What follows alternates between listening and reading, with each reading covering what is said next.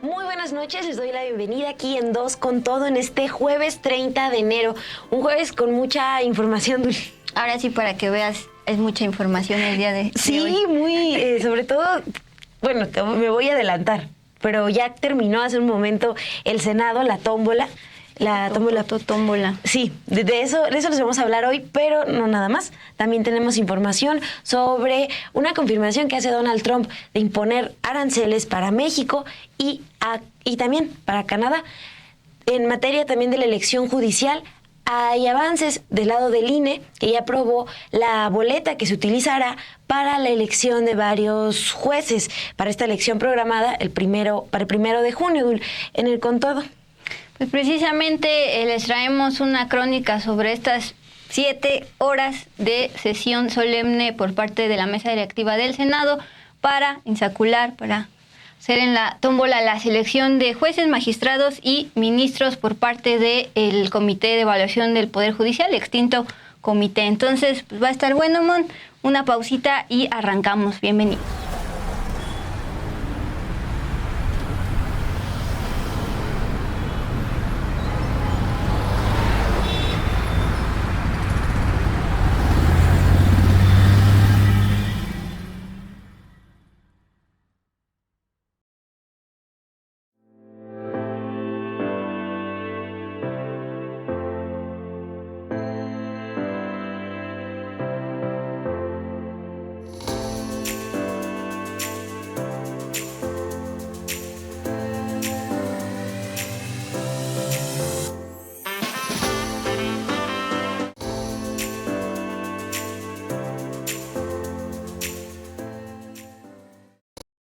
Buenas noches, gracias por seguir conectadas aquí con nosotras en Dos con Todo. Gerardo Meléndez, te enviamos un saludo. Ya vimos que nos enviaste un superchat, muchas gracias. A Gustavo García, que está conectado, a Rodolfo, Ericel, Gabriel, y los nombres que sigue habiendo a lo largo de esta transmisión. A Hugo también le enviamos un saludo. A Miguel Ayala nos manda una manita así. Entonces, muchas gracias. Vamos a arrancar, con la información, otra más de Donald Trump. El día de hoy, el presidente de Estados Unidos reiteró que sí aplicará aranceles del 25% a México y a Canadá, sus socios comerciales, a través de este tratado, el TEMEC, aunque no mencionó si comenzarán a partir del próximo 1 de febrero, como ya había adelantado desde que asumió la presidencia. En un encuentro con los medios desde el Salón Oval, Trump enlistó una serie de razones por las que se aplicarían estos aranceles. Expuso que la primera es que la gente ha llegado a Estados Unidos de forma, así lo menciona, horrible y en grandes cantidades. En segundo lugar, pues puso la cuestión de las drogas, el fentanilo y otro tipo de drogas que han llegado a ese país. Además, como tercera razón, menciona los subsidios masivos que dice están dando a Canadá y a México en forma de déficit. También descartó que el petróleo vaya a estar incluido en esos aranceles, pero lo que sí dijo fue: el petróleo no va a tener nada que ver con esto en lo que a mí respecta. El petróleo no tiene nada que ver. Eso lo planteó en un primer momento, aunque más adelante manifestó que todavía está analizando si entrará los aranceles para el petróleo. Lo que también dijo es que será esta noche cuando tome esa decisión de poner o no impuestos a el petróleo. Vamos a escuchar qué es lo que planteó esta tarde el presidente de Estados Unidos, Donald Trump. So we'll be announcing the tariffs on Canada and Mexico for a number of reasons. Number one is the people that have poured into our country so horribly and so much. Number two are the drugs, fentanyl, and everything else that have come into the country. And number three are the massive subsidies that we're giving to Canada and to Mexico in the form of deficits. And I'll be putting the tariff of 25% on Canada and separately 25% on Mexico. And we will really have to do that because we have very big deficits with those countries. Those tariffs may or may not rise with time. Oil is going to have nothing to do with it as far as I'm concerned. Oil has nothing to do with it.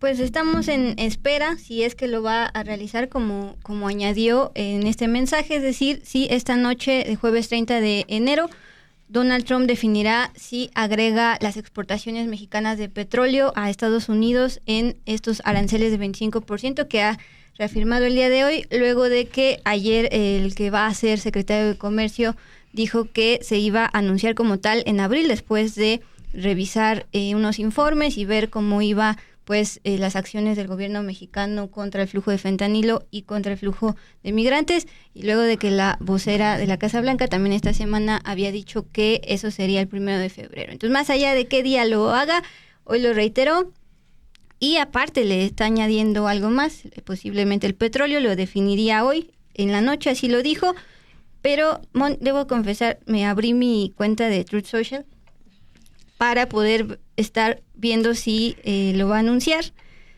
O lo único que sigo es a Donald Trump, el que fundó esta red social luego de ser vetado de Twitter y de Facebook y de Instagram y demás. Pero no, hasta el momento no ha anunciado nada, más bien hizo un mensaje hacia Brasil.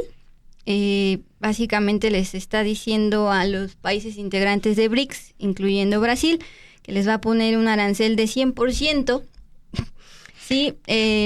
si empiezan a hacer su plan de dar una moneda alternativa al dólar.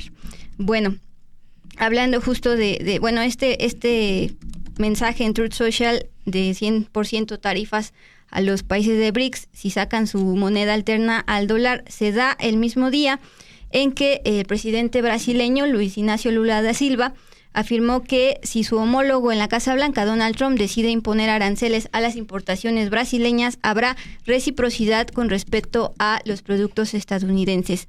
Si impone tasas a los productos brasileños, habrá reciprocidad en Brasil a la hora de tasar los productos importados de Estados Unidos, así lo dijo el presidente Lula. Añade, solo tiene que respetar la soberanía del resto de países. Él ha sido elegido para gobernar Estados Unidos. Los otros presidentes lo han sido para dirigir sus países. Aquí vale la pena recordar que entre sus comentarios ya como presidente de Estados Unidos, Donald Trump ha dicho que Estados Unidos no necesita a América Latina, entiéndase particularmente Sudamérica. Sudamérica necesita a Estados Unidos. La respuesta del presidente brasileño a esta imposición de aranceles a exportaciones es similar a la del presidente colombiano Gustavo Petro, después de que Trump amenazó con ello si no aceptaba las deportaciones de migrantes colombianos que llegaban en aviones estadounidenses. Acuérdense que el tema fue particularmente porque llegaban encadenados y eso no es digno para ellos, como denunció el presidente colombiano. Finalmente, pues ya no se aplicaron los aranceles porque decidió recibir esos aviones. El gobierno brasileño optó por una respuesta más comedida, a pesar de que las autoridades del país denunciaron la llegada también en malas condiciones de los deportados. Y Trump está justificando por qué los manda encadenados, insiste con esta generalización de que todos los migrantes que están deportando son delincuentes, son peligrosos y por eso deben estar encadenados. Es la lógica de Donald Trump. Bueno, pues ahí está la respuesta y el contraste entre el presidente colombiano y el presidente brasileño en cuanto a las amenazas tarifarias. Pero, insisto, hace una hora le dice incluso 100% de aranceles si empiezan con querer sacar su moneda alterna al dólar, pero respecto al petróleo aún no ha definido nada, como dijo que esta noche, y allá en Washington son pues ya las 9:50 de la noche. Y también me quedé pensando que pues había dicho más temprano que siempre no el petróleo y unas horas después mejor sí. Entonces estamos al pendiente, a lo mejor decide ya no anunciar nada hoy. Pero justo, Dul, sobre esta postura que toma desde Colombia, el presidente Gustavo Petro también se mantiene crítico a las decisiones que ha tomado Donald Trump, y hoy me llama también la atención donde que está comparando la decisión de Trump de colectivizar a los migrantes, de colectivizar más específicamente el crimen, ¿no? Como lo mencionan, porque hace una comparación con Hitler. Hoy llama la atención esa parte. Lo que planteó el presidente de Colombia es lo siguiente: ¿de dónde saca el señor Trump? Le va a decir a 42 niños colombianos que son delincuentes, de la misma manera que se lo dijo a 42 niños, se lo dirá a centenares de miles que son delincuentes. Es lo que pensaban por allá en 1933. Eso la humanidad lo había superado. No se pueden criminalizar grupos colectivos. La criminalización es individual. El que causa un delito se le juzga, pero no al grupo. Eso es lo que declara el presidente de Colombia. Y también agrega, se llama colectivizar el crimen y se lo inventó Hitler. Como parte de estas críticas que ha hecho en los últimos días el presidente de Colombia, como respuesta a las amenazas de Donald Trump. Pues de Donald Trump y de sus amenazas nos pasamos ya a noticias nacionales, porque hoy, en lugar de que fueran a la sesión solemne de insaculación del Senado respecto a la elección judicial, los senadores, toda la bancada de senadores de Acción Nacional, participaron en la reunión plenaria del partido del Senado de la República. En pantalla estamos viendo pues al ahora ya coordinador de la bancada de senadores de Acción Nacional, Ricardo Anaya, pues un personaje autoexiliado. Les voy a leer este análisis que realiza el jefe de investigación, Álvaro Delgado. El ex candidato presidencial Ricardo Anaya Cortés, quien huyó a Estados Unidos involucrado en los sobornos de Odebrecht, fue designado el día de hoy coordinador de los senadores del PAN por decisión del dirigente nacional Jorge Romero Herrera. En su denuncia a la Fiscalía General como testigo colaborador, recuerden, el extitular de Pemex, Emilio Lozoya, implicó en el caso de sobornos de esta constructora al expresidente Enrique Peña Nieto, al secretario entonces de Hacienda Luis Videgaray, pero también a algunos legisladores, entre los que figura Anaya. De acuerdo con la declaración de Lozoya ante la Fiscalía General de la República, diputados afines a Anaya se habrían beneficiado con supuestos pagos de la constructora Odebrecht recibidos entre 2013 y 2014, fechas en que también se había aprobado la reforma energética peñista. El 23 de agosto de 2021, luego de que la Fiscalía lo citó por este caso, el panista Anaya anunció a través de un video su autoexilio. Casi de inmediato salió del país hacia Estados Unidos y acusó que el requerimiento era parte de una venganza por parte del gobierno del entonces presidente López Obrador. Desde entonces no había vuelto a México y vivió en Atlanta desde 2021 hasta el año pasado, pero en el pasado proceso electoral aseguró su lugar en el Congreso como senador plurinominal. No votaron directamente por él y ya con fuero político para evitar pisar la cárcel, pues ya regresó a México al Senado y hoy se vuelve el coordinador de la bancada, a pesar de que Marco Cortés, también senador, quería ese lugar. Sin embargo, pese a estos antecedentes de Odebrecht, el dirigente del PAN, Romero Herrera, afirmó que Anaya habrá de ser una voz que le aumente el volumen a Acción Nacional, mientras que afirmó que este partido tiene faro y brújula bastante claros para defender a los mexicanos. Tema de que Anaya le va a subir el volumen a Acción Nacional. Bueno, al menos hemos visto en las sesiones del Senado como precisamente de todos los senadores de Acción Nacional es el que más resalta en cuanto a sus intervenciones, opacando a Marco Cortés, que era el otro aspirante. Bien, justamente el senador Marco Cortés, expresidente del PAN, aspiraba a la coordinación de los senadores, pero tuvo que acatar la decisión de Jorge Romero, el dirigente de todo el partido. Pero aquí plantea el periodista Álvaro Delgado, se trata del mismo grupo que ha dominado al PAN desde hace más de 12 años, después de que Calderón perdió el control del partido con la derrota de Roberto Gil Suárez ante Gustavo Madero, a quien estos tres personajes, es decir, Ricardo Anaya, Jorge Romero y Marco Cortés, apoyaron. Anaya se convirtió en sucesor de Gustavo Madero en la presidencia del PAN en un lejano 2015 y de ahí se impulsó para ser candidato presidencial en el 18 ante Andrés Manuel López Obrador, y tras su derrota fue cuando se autoexilió a Estados Unidos.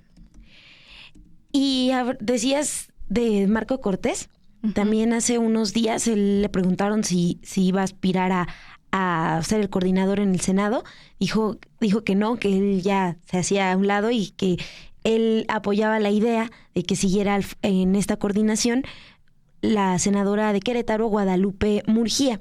Él quería que estuviera que estuviera esta legisladora, pero pues sí llama la atención que estuvo un breve momento y ahora va a entrar Ricardo Anaya, que es cercano, ¿no?, a este grupo que ahora encabeza el PAN. Perfecto, Mon. Y eso en el Senado. En el PAN. Sí, también hay información importante sobre funcionarios del INAI, este instituto que el año pasado se aprobó una reforma que ya ordena la desaparición de este órgano autónomo y otros 6 órganos autónomos, el Instituto Nacional de Transparencia y Acceso a la Información. Hoy la presidenta Claudia Sheinbaum anunció que funcionarios de este instituto serán investigados por haber cambiado multas por boletos para el Mundial del 2026, que se celebrará en México, Estados Unidos y Canadá, algo que había exhibido el diario El Universal. Ayer este periódico dio a conocer que Íñigo Riestra, secretario general de la Federación Mexicana de Fútbol, denunció a funcionarios del INAI ante el órgano interno por presuntos actos de extorsión, ya que habrían intentado negociar boletos para el Mundial 2026 a cambio de reducir las sanciones económicas que tiene el organismo rector pues del fútbol acá en México.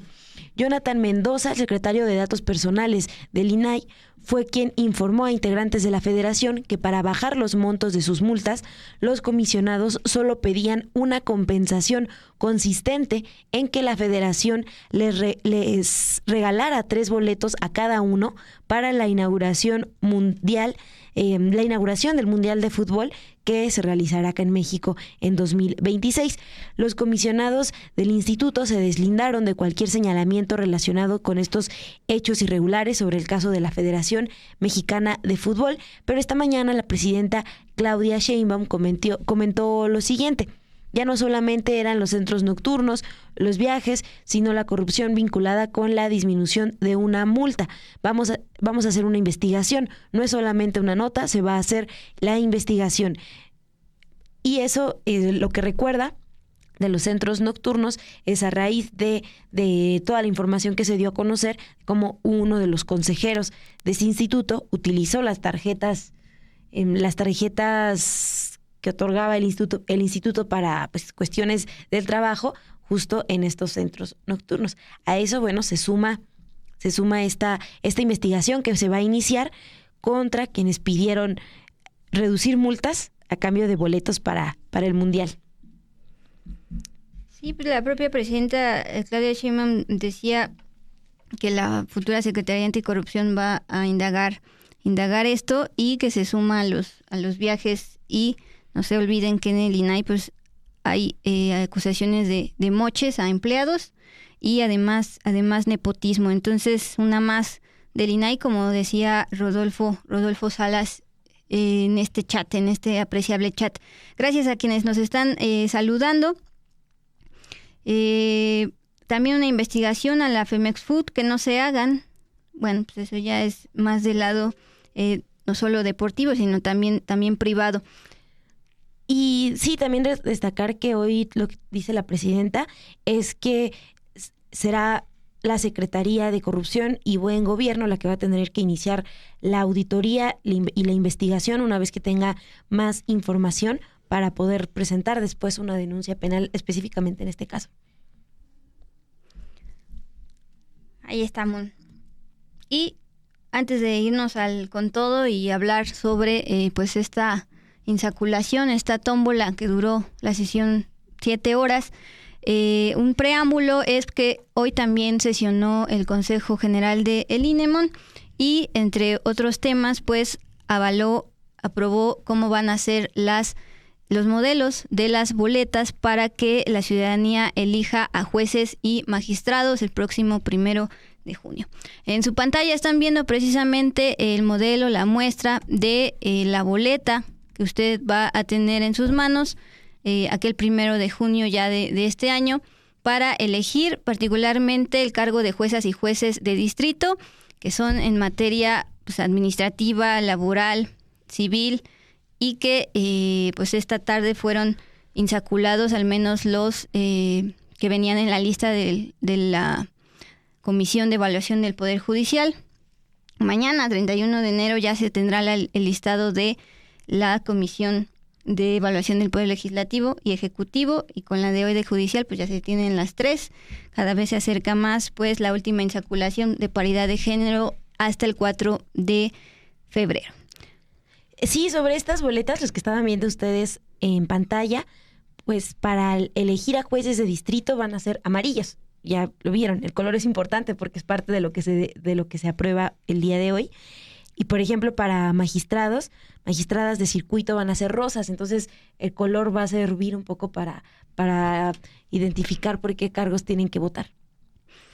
Ok, aquí entre otras características también, los nombres de las y los candidatos aparecerán junto a un recuadro de colores de acuerdo a la especialidad a la que están postuladas, es decir, si es un juez de distrito en materia penal, si es un juez de distrito en materia administrativa, si es un juez de distrito en materia civil o demás. Entonces ahí es donde nos tenemos que poner a estudiar, o quienes quieran participar en la elección judicial, para saber de qué va cada especialidad, y una vez que el INE haga público los perfiles de todos los aspirantes aprobados para la boleta, pues también saber sus antecedentes. Sí, por ejemplo, los candidatos a magistrados o jueces en materia administrativa van a diferenciarse con el color naranja. El morado para aspirantes en materia civil. Entonces, por eso es importante esto que les decía del color. Y también lo que llamó la atención hoy de esta aprobación que hace el Consejo de boletas específicamente para elegir magistraturas de circuito y personas juzgadoras de distrito, porque ya en diciembre habían aprobado cómo serán las boletas para votar por ministros y ministras de la Suprema Corte, para los integrantes del Tribunal de Disciplina Judicial y para magistrados de la Sala Superior y de las salas regionales del Tribunal Electoral del Poder Judicial. Entonces, lo que se aprueba hoy son otras boletas para jueces y magistraturas. Pero lo que también destaca es que entre los consejeros, las consejeras que aprobaron estas boletas, sí reconocieron que van a tener que desplegar una campaña de información muy, muy amplia para explicarle a la ciudadanía cómo votar, porque como vieron en pantalla son boletas con muchos nombres, esta cuestión de los colores, muy distinta a lo que estamos acostumbrados, ¿no? Cuando vamos a votar por un senador, por algún diputado. Sí, ves el logo del partido, independientemente de si sabes leer o no. Sí. Y entre... ahí estamos viendo los nombres, cómo se verían, están súper pegaditos. Lo que hoy plantea, por ejemplo, el consejero Espadas, es que esta opción, pues, no garantiza por completo que sea legible o que sea fácil poder votar, pero pues tenían que optar por un modelo de boleta que limite lo menos posible los derechos, es decir, que sea como lo menos confusa para poder hacer la elección. Otra cuestión que alertó, por ejemplo, el consejero Arturo Castillo, es que estas boletas, al tener pues tantos elementos, también pueden propiciar que se emitan más de un voto por elector, y esto pues llevaría a anular las boletas. Ustedes saben que cuando van a votar por algún cargo, pues no puedes marcar 2 casillas, ¿no? Entonces, lo que está planteando es que, pues la verdad sí es un reto garantizar que quienes vayamos a votar entendamos bien la boleta para no marcar espacios de más. Esto es lo que planteó en esta sesión del Consejo. Esta posible concentración de votos en una o más especialidades tiene 2 efectos delicados: la emisión de más de un voto por elector en candidaturas de una misma especialidad y género, dado que en términos generales en cada demarcación va a haber solo una especialidad. Es decir, plantea esta confusión que podría darse con estas boletas recién aprobadas. Los consejeros y consejeras que votaron a favor de este modelo de boletas fueron Guadalupe Tadei, Jorge Montaño, Rita Bell, Espadas, Norma de la Cruz, Carla Humphrey y Dania Rabel. También votó a favor el consejero Arturo Castillo, pero pues haciendo énfasis en que sí es complicado garantizar que no se van a marcar más de 2 nombres. Pues este tema de que podrían marcarse 2 nombres y sería anulado, pues es la consecuencia de que sea compleja esta boleta y sobre todo inédita, y por eso pues la importancia de la explicación. Y también quisiera destacar, una consejera también recordó, porque también estuvo la discusión de que puede ser muy discriminatoria estas boletas porque las personas que no saben leer o incluso son ciegas no van a poder entender esto, verlo, y decían los consejeros que en ese caso pueden pedir dentro de la casilla apoyo para poder ingresar a la urna y que les vayan leyendo. Sí, es cierto, Dul, eso era importante. Eso lo dijo la consejera Carla Humphrey, ¿no? Perfecto. Que todavía, o sea, que sí está también esta parte de la discriminación que podrían enfrentar las personas al momento de votar en esta boleta amarilla con un montón de nombres. Pues ahí está. Mon, pues a las 8:36 de la noche, tiempo del Centro de México, concluyó la sesión del Senado sobre la tómbola. Entonces, una breve pausa y vamos con la crónica.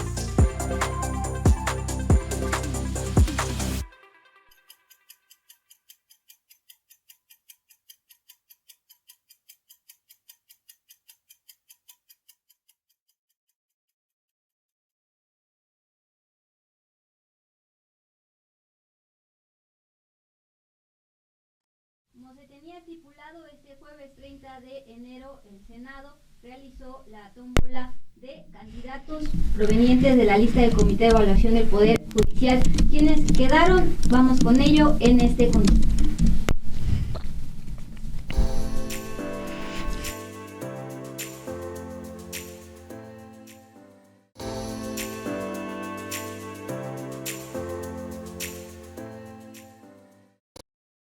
Bueno, esta sesión solemne duró 7 horas, comenzó alrededor de la 1:45, tiempo del Centro de México, a pesar de que el acuerdo publicado el día martes por el Senado decía que al mediodía, a las 12 de la tarde. ¿Qué pasó, Mon? Pues básicamente les llegaron más personas en último momento, 195 personas. A las 3 de la mañana del Tribunal Electoral les llegó un grupito de personas, y a las 12:05 de hoy les llegó de la Suprema Corte. Más adelante daremos detalles al respecto, pero esta sesión solemne dentro del Pleno del Senado, pues ocurrió con la ausencia de las bancadas de la oposición, sin senadores del PAN, sin senadores del PRI, sin senadores de Movimiento Ciudadano, y pues justamente fue para de 1,239 aspirantes registrados en el Comité Nacional, en el Comité de Evaluación del Poder Judicial, pues se escogieron jueces, magistrados y ministros de la Corte. Ojo, Mon, porque además de obviamente ver una y otra vez cómo estas bolitas blancas giraban en las urnas, lo que más se repitió fue la siguiente frase: al haber menos mujeres aspirantes de las requeridas, es decir, de los vacantes, no es necesaria la insaculación para este género y pasan en automático. Así, esta frase la declaró una y otra vez a lo largo de esta sesión el presidente del Senado, Gerardo Fernández Noroña, quien había asegurado el día de ayer que el mandar menos aspirantes que las vacantes fue la forma de la Corte de, entre comillas, elegir a dedo a los juzgadores que irán a las boletas. Entonces, después de pasar horas y horas en la insaculación de jueces de distrito de diferentes materias y también pasar bastante tiempo en la insaculación de magistrados, finalmente se llegó al tema de los ministros de la Corte. Bien, entre quienes salen en la boleta o van a salir en la boleta de manera automática para contender al cargo de ministro de la Corte sin haber pasado por insaculación, resalta, y aquí me preguntaban si estaba, bueno, sí va a estar de manera automática porque, insisto, se pusieron menos aspirantes que los vacantes, entonces no era necesario la insaculación. Marisela Morales, exprocuradora en el gobierno de Felipe Calderón. Paula María García Villegas Sánchez Cordero, abogada, hija de la ministra en retiro Olga Sánchez Cordero, y Dora Alicia Martínez Valero, quien pues en su momento habíamos dicho que trabajó en Televisa como directora general de Asuntos Electorales y también fue diputada del PAN de 2006 a 2009, pues en el periodo de Felipe Calderón. Entonces, al menos estas tres son de las que se puede hablar su perfil. Entonces, ¿qué te parece, Mon? Vamos a ver el momento en que hace un par de minutos se leyó cómo estas ministras, estas candidatas a ministras en automático van a aparecer en la boleta. En ese sentido, las mujeres de la lista se integran automáticamente al listado final y realizaremos la insaculación para obtener los nombres de los 12 hombres que integrarán la lista final. Solicito a la Secretaría informe el nombre de las ciudadanas que integran la lista final para el cargo de ministra de la Suprema Corte de Justicia de la Nación. Él ha entendido que esos 9 nombres irán a la boleta el 1 de junio de 2025. Procedo, presidente. Ana María Ibarra Holguín, Dora Alicia Martínez Valero, Yasmín Bonilla García, Luzgarda Madrigal Valdés, Magda Zulema Mosri Gutiérrez, Marisela Morales Ibáñez, Olivia Aguirre Bonilla, Paula María García Villegas Sánchez Cordero y Rosa Elena González Tirado. Es cuanto, presidente. Intégrese a la lista final. Solicito ahora. Eso por el lado de los candidatos a ministras de la Suprema Corte, es decir, género femenino, pero los que sí fueron insaculados, aparecieron sus bolitas y su número correspondiente fueron los candidatos hombres para ministros de la Suprema Corte de Justicia. Estaban preguntando si resultó en la tómbola Roberto Gil, pues este abogado cuestionado por su cercanía con Calderón y demás. Bueno, les voy a leer los nombres para hacerla de emoción, Mon. Se echaron 21 bolitas porque eran 21 aspirantes los aprobados en este listado del Comité de Evaluación del Poder Judicial y se sacaron 12 que son las vacantes. Ahí les van. Edgar Corzo Sosa, Guillermo Pablo López Andrade, Sergio Javier Molina Ramírez, Ángel Mario García Guerra, Carlos Enrique Odriozola Mariscal, Jaime Salvador García González, César Enrique Olmedo Piña, Ulises Carlín de la Fuente, Mauricio Ricardo Tortolero, Jaime Aliet Campuzano, Ricardo Alfredo Sodi Cuellar y, finalmente, Ricardo Garduño. Pues esos son los nombres que se dan a conocer el día de hoy. Los que sí sabíamos, bueno, de quien sí pudimos identificar por la parte del apellido, es a Jaime Alier Campuzano. Él también llama la atención porque fue el primero que metió su registro al Comité de Evaluación del Poder Judicial. Él es magistrado de circuito del Segundo Tribunal Colegiado en Materia Penal en Oaxaca. Pues por eso es el nombre que sí identifiqué, pero no está, si estaban pendientes, no está Roberto Gil Suárez, no fue. Pero ojo, porque justo nada más del Comité de Evaluación del Poder Judicial, recuerden que este personaje, Roberto Gil, fue uno de los que decidió registrarse en los 3 comités, entonces todavía falta mañana el listado del Comité del Poder Judicial, de Ejecutivo y Legislativo para saber si Roberto Gil va a salir o no y cumplirá pues este deseo que él ha dicho en entrevistas, incluso en videos de su red social, que es una acción política ya no intentar frenar la elección judicial con amparos, como se ha hecho, sino con infiltrarse y verlo como una lucha política. Si lo ha dicho, bueno, veremos si sale o no. En esta no salió. Hoy la suerte no lo favoreció. Pero estamos hablando prácticamente de suerte. Sí, a ver, mañana si aparecen estas listas, bueno, en estas listas que anuncian.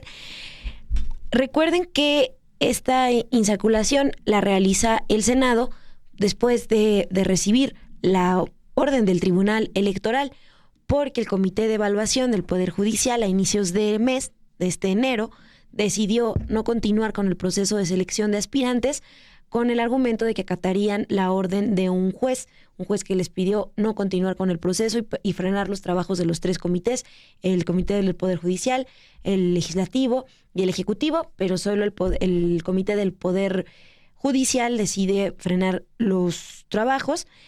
Nada más para que ustedes recuerden quiénes formaban parte de este comité de evaluación. Formaban porque ya presentaron su renuncia, ya no forman parte del comité. Están, por ejemplo, integrantes de la JUFED, esta asociación de jueces y magistrados que han impugnado la elección judicial y el proceso de selección de candidatos, como la juzgadora Emma Mesa Fonseca. Ella es socia fundadora y vicepresidenta de la JUFED. También el magistrado Wilfrido Castañón y la magistrada María Emilia de la Puente.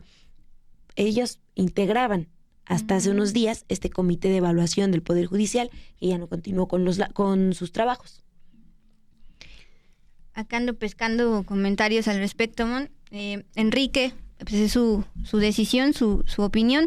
Sigo anotando los nombres de esos prianistas. Dora Alicia Martínez Valero ya está en mi lista para no votar por ellos.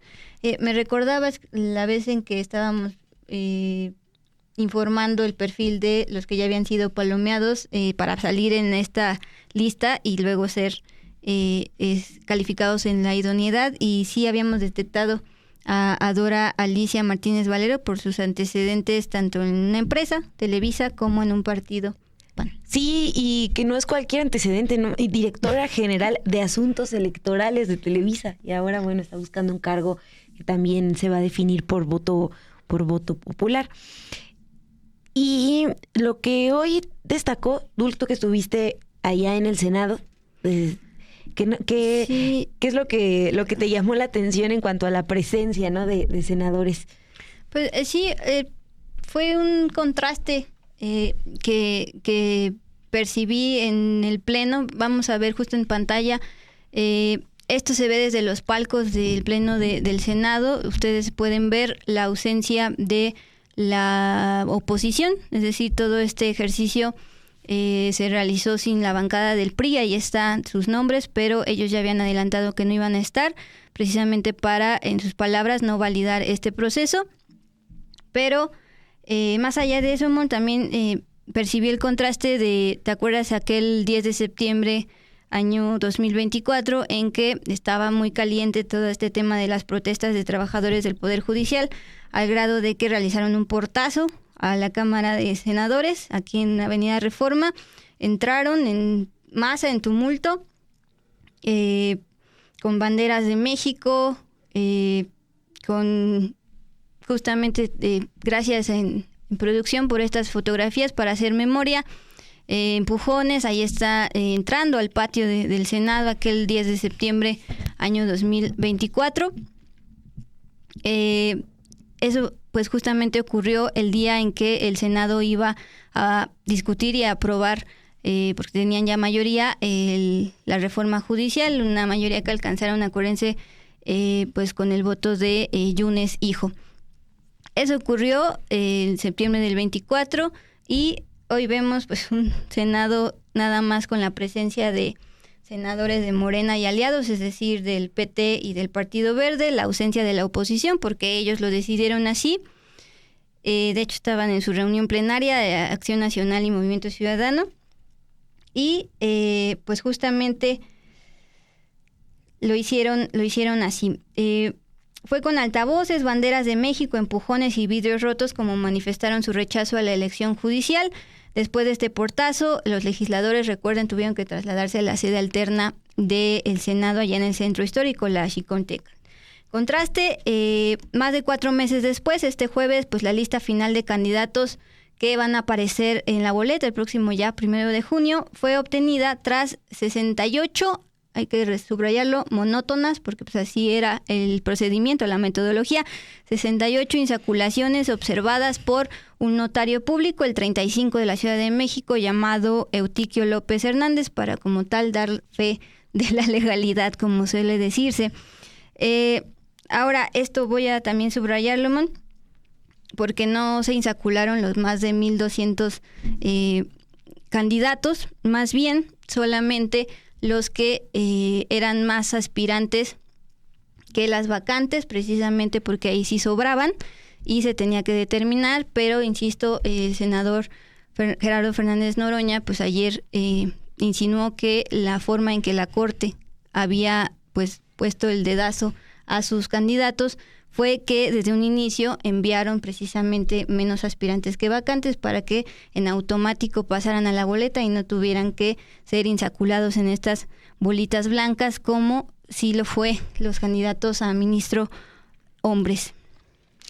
Hoy también lo que nos informas es que se realizaron 46 insaculaciones para jueces y juezas de distrito, 17 para magistraturas de circuito, una para el Tribunal de Disciplina Judicial, una para la magistratura de la Sala Regional Toluca del Tribunal Electoral, para la magistratura de la Sala Regional Monterrey del Tribunal Electoral y otra para la magistratura de la Sala Superior del Tribunal Electoral y una para, integrantes de la Suprema Corte, que es la última parte que se hizo, ¿no? Por lo que escuchábamos hace un momento, el anuncio de cómo las candidatas pasan en automático porque no había los suficientes aspirantes.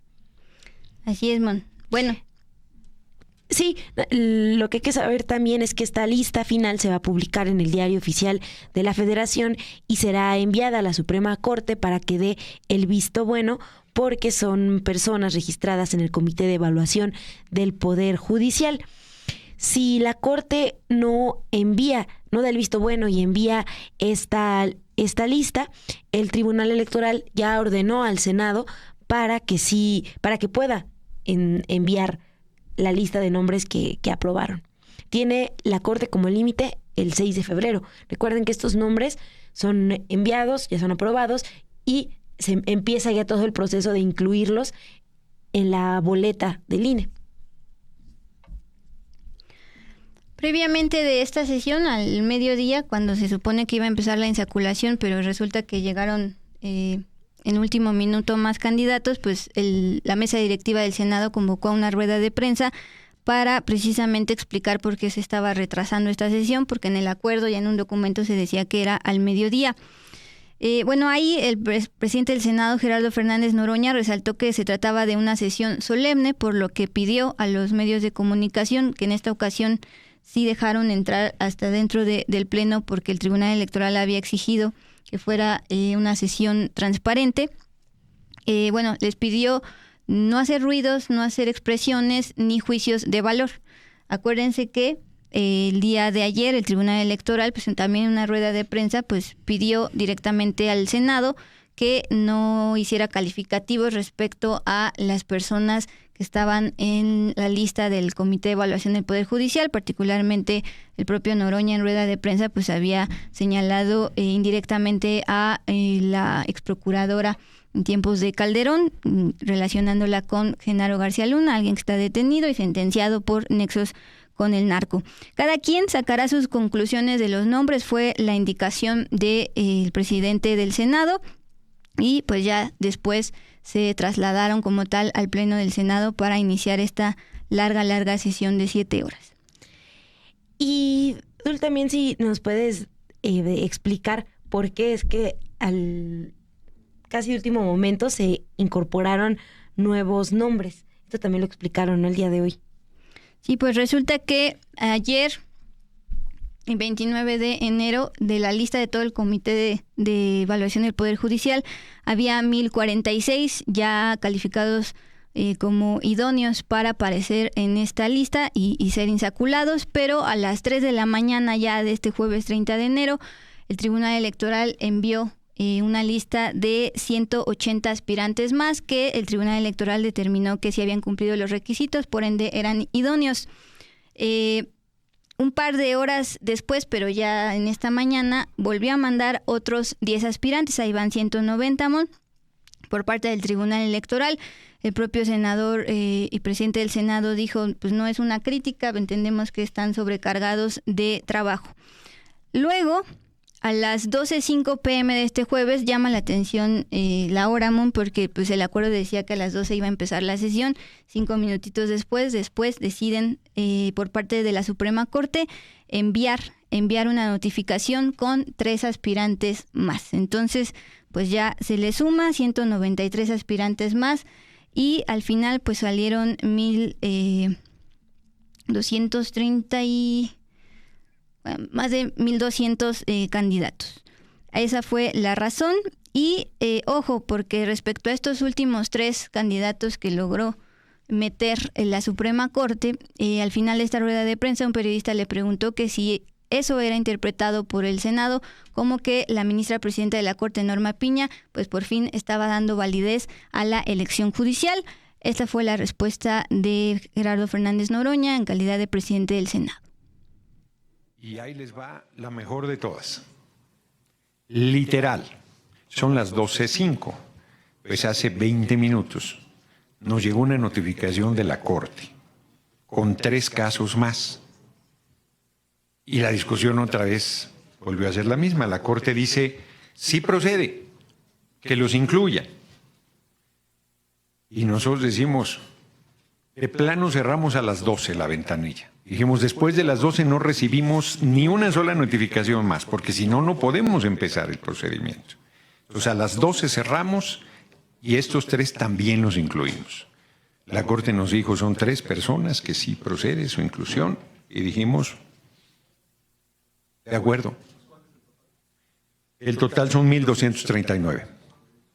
1,239 son 1,046 del padrón original, 180 que les dieron, 180 que les dieron la razón, 3 más que nos mandó la Corte y 10 que nos dijo que nosotros decidiéramos. 1,239. El hecho de que hayan mandado a estos 3 candidatos la Corte. La Corte, sí. Escuché que dijiste que es como un reconocimiento de la validez del proceso, que hasta ahora la Corte no ha dicho que valida el proceso. ¿Esto para ti es la validez de ese proceso y finalmente el fin del pleito entre poderes? Bueno, para pelearse se necesitan 2 y nosotros no nos hemos peleado con el Poder Judicial. Lo que hemos hecho es defender la reforma y lo que hoy es ley vigente, la Constitución. Eso es lo que hemos hecho. A nosotros tuvimos un mandato del pueblo en la elección de junio del año pasado y le cumplimos. Hicimos las modificaciones para que se elija a todas las personas juzgadoras por voto universal, secreto y directo por primera vez en la historia de la humanidad. Y el Poder Judicial no ha querido. Eso es lo que hemos estado debatiendo, pero no nos peleamos nada. Para pelearse se necesitan 2 y nosotros no estamos peleados con el Poder Judicial. El Poder Judicial pues ha reconocido que quiso detener el proceso, quiso cambiar artículos de la Constitución sin atribuciones y no pudo. Y luego formó el comité de evaluación, hizo su proceso. De 3,600 lo dejó en 1,046. No ha reconocido el proceso. Y hoy reconoce que el espacio donde se va a hacer el proceso de insaculación de las candidaturas del Poder Judicial pues es el nuestro, porque así lo determinó además un órgano del propio Poder Judicial, que es el Tribunal Electoral del Poder Judicial de la Federación. Nada más para precisar el dato que nos decías hace un ratito, se seleccionaron los aspirantes entre 1,239, que son los que se registraron en el Comité de Evaluación del Poder Judicial, y a eso se sumaron 193 que llegaron, como ya les explicabas, a unos minutos antes de iniciar este proceso de insaculación. También durante esta sesión muy larga en el Senado, los asientos de los senadores del PRI, de PAN y Movimiento Ciudadano estuvieron vacíos. Tú nos compartías unas imágenes de cómo se ve, bien vacío, nada más hablando los de Morena y aliados. Sí. A ustedes como medios, pero también al canal, ¿no?, del Congreso, que se estuvo transmitiendo de estas horas. Y ya habían adelantado, ¿no?, desde el PRI, que no acudirían. Sí, a eso voy. Bueno, por el lado de la bancada del PRI, que actualmente es coordinada por Manuel Añorbe, previamente ya había anunciado que no estarían para, en sus palabras, no validar esta sesión de Morena y aliados, dada la existencia de suspensiones de jueces, no solo a la elección judicial, sino particularmente al proceso de selección de candidatos de este Comité de Evaluación del Poder Judicial. Ayer el Tribunal Electoral insistía en que, pues, al ser amparos, pues no procede en materia electoral. Pero bueno, ese es el argumento de los priistas. Pero me pareció más interesante por qué faltaron los de Acción Nacional. Pues justamente hoy también tenían agendada su reunión plenaria de senadores de Acción Nacional. Y precisamente, como ya dábamos la nota, pues al final eligieron a Ricardo Anaya como su coordinador en el Senado. En un tuitazo de Jorge Romero, dirigente de Acción Nacional, pues plantea: inauguramos los trabajos de la reunión plenaria de las y los senadores de El PAN. Con la presencia de las y los senadores, unimos esfuerzos para diseñar una agenda legislativa de propuestas y soluciones con la meta de lograr una vida mejor para ti y para tu familia. Ahí Pero está dándole la mano a su coordinador ya de senadores. Uh-huh. Sí, pero simplemente enfatizar que pues fueron las mismas fechas. 30 de enero ya acordado por el Senado y citados a las 12, y también a la par hasta Aguascalientes, pues uno de sus bastiones de Acción Nacional, de hecho en el único estado donde ganó Xóchitl Gálvez, ahí estuvieron. Y por el lado de, por si estaban con el pendiente donde andaban los del Movimiento Ciudadano, coordinados por el senador Clemente Castañeda, pues resulta que ellos también estaban haciendo su reunión plenaria. Y entre una serie de comentarios de Clemente Castañeda, el senador y coordinador de este partido, dice: no vamos a ser cómplices de este bochornoso espectáculo, consecuencia de la atropellada implementación de la mal llamada reforma judicial. Bueno, yo no coincido con espectáculo porque pues estas 7 horas fueron verdaderamente una sesión solemne, como se había dicho, es decir, pues bastante monótona, bastante seria, sin show, sin performance, pero bueno, ese es el comentario del senador Clemente Castañeda. Y ya para casi concluir, Mon, sobre esta ausencia de la oposición durante un proceso pues encabezado por Morena y aliados, se le cuestionó al presidente del Senado, Gerardo Fernández Noroña, qué pensaban, y esta fue su breve respuesta. Y por último, el PRI anunció anoche que no iba a estar hoy en el proceso, imagino que el PAN tampoco, no estoy segura. ¿Esto no demerita el proceso? Al contrario, se los agradecemos mucho. Bueno, a más tardar el martes 4 de febrero es cuando la mesa directiva del Senado tendrá que enviar los nombres elegidos al Pleno de la Suprema Corte para que se aprueben con límite el 6 de febrero. Ya estamos a unos días. Y nada más para cerrar esta parte, destacaría lo que nos han comentado, lo que nos han dejado aquí de comentarios. Nos escribieron, ya perdí por acá el nombre de quien nos dejó este comentario, pero respecto, por ejemplo, a las boletas, que serán complejas, que van a tener muchos nombres, Oscar fue el que nos escribió que a pesar de que serán complejas, pues van a acudir a votar. También estaban recordando que el INE va a habilitar un portal, un sitio web, en donde van a poder buscar los currículums de las personas que sean aprobadas. Pero para esto se necesitan las listas ya definitivas, que, como les decimos, conoceremos en febrero. Ya no falta mucho. Ya después de un largo enero. También me preguntaban dónde pueden ver estas listas de ya candidatos palomeados y que van a ir directamente ya a la boleta para ministros, para jueces de distrito, para magistrados. la mesa directiva del Senado se comprometió a, en cuanto se terminara la insaculación, que ya sucedió, entonces puede pasar en cualquier momento, de aquí hasta el 4 de febrero, publicar la lista tanto en el sitio web del Senado como directamente en el diario oficial de la Federación, mismo diario donde se publicó como tal la reforma judicial y que una de las suspensiones pedía pues técnicamente bajar.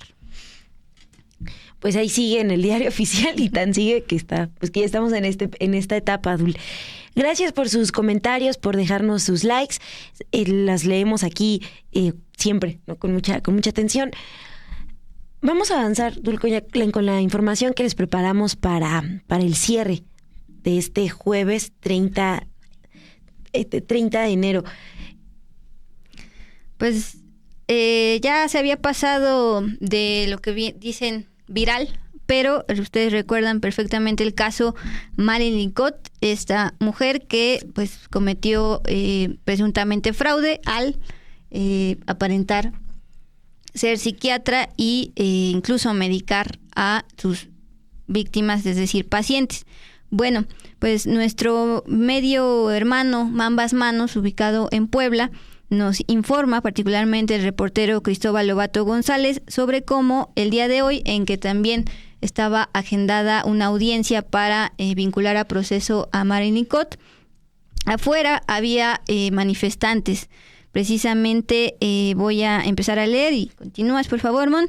La mañana de este jueves 30 de enero, el influencer Mr. Doctor, quien tuvo que ver mucho en la difusión de este presunto fraude, y también víctimas de la psiquiatra falsa Marilyn Cott, se manifestaron frente a la Casa de Justicia de Cholula, donde se llevó a cabo esta audiencia. Denunciaron que la audiencia para vinculación a proceso, ahora por el delito de amenaza, ha sido pospuesta en 2 ocasiones. Por ello, exigieron a las autoridades agilizar el proceso legal en su contra. Este influencer, Mr. Doctor, quien anunció la manifestación a través de sus redes sociales, dijo que la idea es que este caso pues no quede impune, evitar que otros charlatanes, así lo llamó, se aprovechen de la ignorancia de la gente. También añadió que hay muchos hombres y mujeres quienes lucran con la necesidad y salud mental de las personas. Al grito de Marilyn Cott, te queremos en el bote, jugando el Cott y bote, pacientes, víctimas, vecinos y médicos de profesión se colocaron en inmediaciones de esta Casa de Justicia de Cholula, Puebla. Y el juez de la causa penal había programado la audiencia para este 30 de enero, la cual, por cierto, duró 4 horas, pero no terminó en vinculación a proceso porque se difirió, digamos que se pausó, no concluyó. Y también entre las personas que hoy acuden a protestar en Puebla está Concepción, una mujer quien dijo que después de conocer a Marilyn Cott la diagnosticaron con esquizofrenia. Por ello tuvo que dejar de manejar su vehículo y aislarse de sus seres queridos por 7 años. Ahora está pidiendo justicia para ella y otras personas que resultaron afectadas por estos diagnósticos que no eran diagnósticos que dio Marilyn Cott. Ella, esta persona, Marilyn Cott, la están investigando por engañar a 25 personas. Esto con la usurpación de funciones, aunque de manera oficial se han formalizado solo 8 denuncias ante la Fiscalía General del Estado. Recuerden que la detuvieron el 21 de noviembre del 2024 en Tlaxcala. Al día siguiente fue presentada ante un juez de control y en esa audiencia se le formuló la imputación por el delito de usurpación de profesión, también por el uso de documentos falsos. La Fiscalía obtuvo su vinculación a proceso, aunque se declaró competencia a la autoridad federal, porque pues es a ella la que le corresponde ver cómo avanza este caso. Como medida cautelar, Marilyn Cott está detenida y se encuentra en el Centro de Privación de la Libertad de Ciudad Cerdán. Pero como este caso ha sido muy mediático, se dio a conocer en redes sociales, las denuncias se siguen sumando. Les decíamos, se ha formalizado por 8 casos en particular, pero se han contabilizado unas 25 víctimas. Qué fuerte el caso de la señora. 7 años se aisló de su familia porque esta persona que cometió presunto fraude le dijo que tenía esquizofrenia.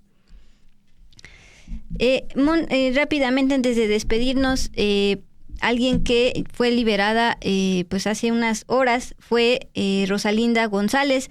Ella es fue sentenciada por ser operadora financiera del Cártel Jalisco Nueva Generación.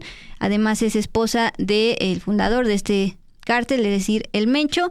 Y pues una jueza decidió darle su liberación, a pesar de que no había cumplido toda su condena, nada más tiene que ir a firmar. Fue la decisión de la jueza Perla Fabiola Ayala Estrada. Entonces, pues ahí está El Mencho, prófugo de la justicia, y la esposa, que sí estaba detenida, operadora financiera de este cártel, hoy es liberada. Pues Dul, con esa, antes de despedirnos, los vamos a invitar a que se queden a ver el Gente Así que preparó nuestra compañera Erendira Quintero, la unidad de multimedia de Sin Embargo, porque tienen que ver con el Fofo Márquez. Les informamos ayer de este influencer que fue sentenciado a 17 años privado de la libertad por intento de feminicidio. De eso va el Gente Así de este día, que contrasta la lujosa vida que difundía en sus redes Rodolfo Márquez, bueno, con la sentencia que ahora recibe recientemente en el Estado de México, el influencer muy joven, tiene 26 años me parece. Heredero millonario él y su hermano. Entonces, pues que quedan en Gente Así. Gracias por haber estado con nosotras. Gracias en producción, Ilse García, también Ana de la Torre en diseño y Luis Mata en operaciones. Que tengan excelente noche, Mon. Nos vemos mañana.